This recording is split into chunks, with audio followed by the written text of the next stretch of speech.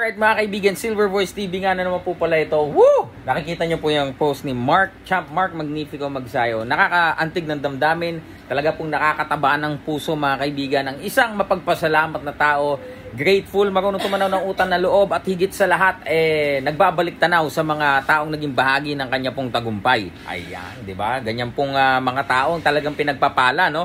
So, ano't ano man po mangyari sa kanyang hinaharap mga kaibigan, makakaasa po kayo na ang taong mapagpasalamat, ang taong grateful ay pagpapalain, hindi kagaya ng iba dyan. Wala pa kang nararating, ang yabang na. Saan na ngayon? Kangkong, di ba? Di ba? Dating nasa sopa, lumipat ng banig, ngayon nasa burak ng kangkungan. Alright mga kaibigan, so ayan, nakakataba lang ng puso na mabasa. Anong sabi ni Champ Mark Magnifico Magsayo dyan? Bukod sa pinasalamatan niya ang ilang taong naging bahagi ng kanyang tagumpay, syempre, Sir Sean Gibbons, marami daw salamat, binago mo ang buhay ko. Dati-rati, nung ako'y nasa probinsya, ganito lamang ang aking nagagawa. Ngayon, yung pangarap na, ayan, napakagandang sasakyan sa US, may magandang bahay, talagang may naipundar, at malaki ang naipundar mga kaibigan. Dyan mo nakikita na ang taong hindi kailangan lagi ikaw pinakamalakas, hindi kailangan lagi na ikaw ang pinakamabilis, pinakamagaling, hindi kailangan Ang kailangan maging mahusay kang tao, 'di ba? Sa kapwa mo, sa mga nasa paligid mo, sa mga taong tumulong sa iyo. Kasi kapag sinimulan mo ng 'di ba, palakihin ang iyong ulo, pagkatapos hindi ka marunong tumanaw sa iyong ng utang na loob sa mga taong trumabaho para ikaw ay magtagumpay sa buhay, wala ka talagang kapatutunguhan. Ngayon, siguro ang magiging system mo na lang for cloud chasing, hahamunin mo kahit na sino, kahit hindi na totoo, just for you to stay relevant. Diba? Champ Mark Magsayo is not like that. Si Champ Mark Magnifico Magsayo, mga kaibigan, he trusted itong si Sir Sean Gibbons. Pinanghawakan niya yung proseso. I remember when he signed sa bahay ni Sir Manny Pacquiao, Senator Manny Pacquiao, taong 2020, bago mag-lockdown, nandun kami sa bahay ni Senator Manny. Sabi niya sa kanya ni Sir Sean, 2 o 3 tune-up fight and then world title fight. I mean, 2 o 3 laban sa US and then he will be fighting for title eliminator. And then world title fight. At tinupad po yun ni Sir Sean Gibbons.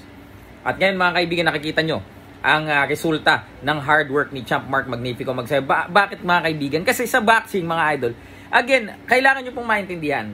Sa boxing po, it is inevitable for you to lose. Sometimes you win, sometimes you learn. Mga kaibigan, unless you're Floyd Money Mayweather na you have that kind of influence, lalo na sa Las Vegas, and he won't fight outside of his territory nung siya ay aktibo pa sa pro, no? Mga kaibigan, no? Ito pong si Champ Mark Magnifico Magsayo, ang opportunity lagi pong nasa harapan niya.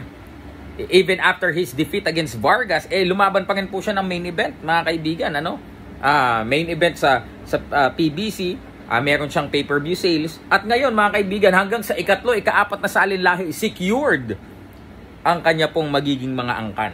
Kanyang magiging mga anak hanggang sa kaapu-apuhan, mga kaibigan. Of course, kudos sa kanyang may bahay, si Ma'am France. No, dahil matalino, magaling mag-manage at marunong sa finance or sa pag-manage ng kanilang mga finances, mga kaibigan. So, ito po yung dalawang muka ng mga atleta na napakalayo, no? Ito, diba, sabihin nyo, puro salita lang kami. Pero, ito na sumasalamin na po ang kanilang mga buhay. Isang mapagpasalamat at mapagtanaw ng utang na loob, maganda ang buhay. Isang hindi pa man ganun sumisikat at yumabang na, inaway ang kanyang mga promoter, wala na. Yan po ang iiwanan ko mensahe sa inyong gabi, sa inyong lahat ngayong gabi, mga kaibigan. Pumili po kayo. Diba? Saan po kayo? Doon sa mapagpaimbabaw o dun sa grateful? Hayan. Kaya, maging leksyon po yan sa mga up-and-coming fighters, athletes, regardless kung anong larangan ang ginagalawan nyo ngayon. Maging aral itong mga kwento ng mga nauna sa inyo. Diba?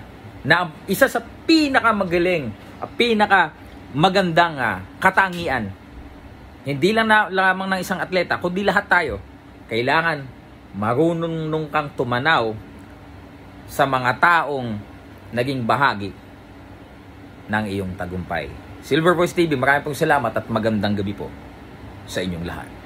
Oh, Yeah!